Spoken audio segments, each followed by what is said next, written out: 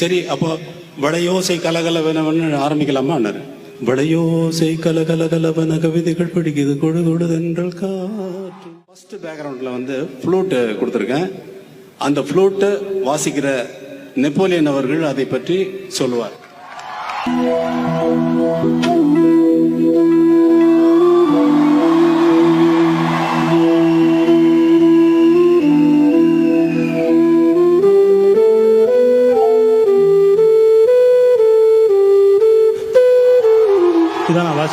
அப்படி அவர் வாச்சாரு.